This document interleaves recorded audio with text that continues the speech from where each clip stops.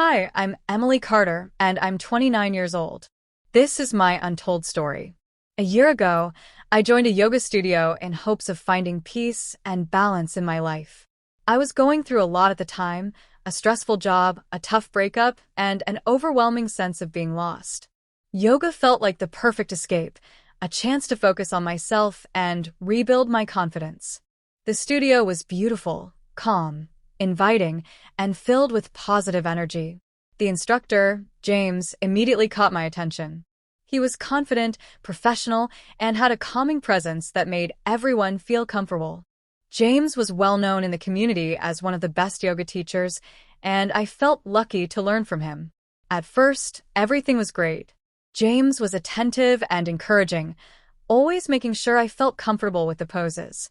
He corrected me gently when I struggled and often gave words of encouragement that motivated me to keep going. His professionalism made me feel like I was in good hands.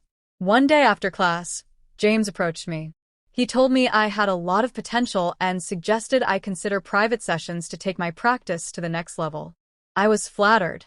The idea of working one-on-one with such an experienced instructor felt like a unique opportunity, so I agreed. Our first session was intense but rewarding. James pushed me to try poses I didn't think I could do, and I appreciated his dedication to helping me improve. Over the next few sessions, however, things started to feel different. During one session, James stood behind me to help adjust my posture. His hands rested on my shoulders, and instead of correcting my pose quickly, his touch lingered.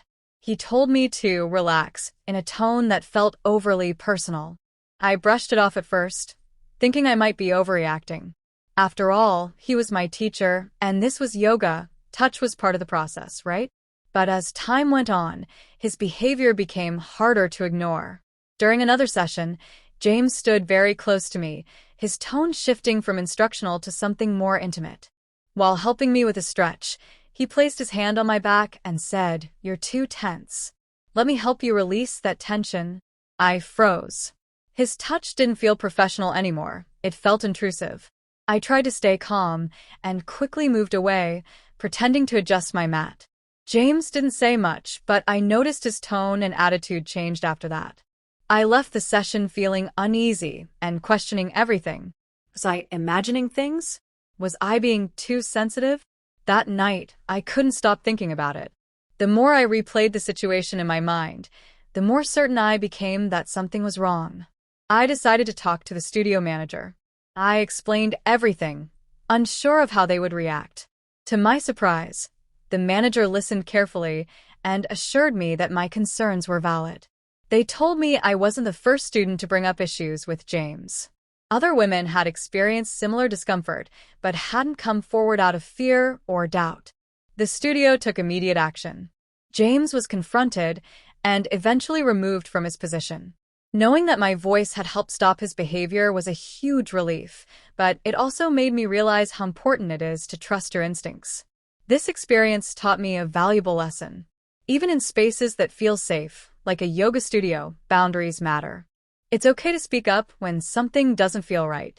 You don't have to doubt yourself or stay silent out of fear. Thank you for listening to my story. If you've ever felt uncomfortable in a situation like this, remember, you're not alone, and your voice has the power to make a difference.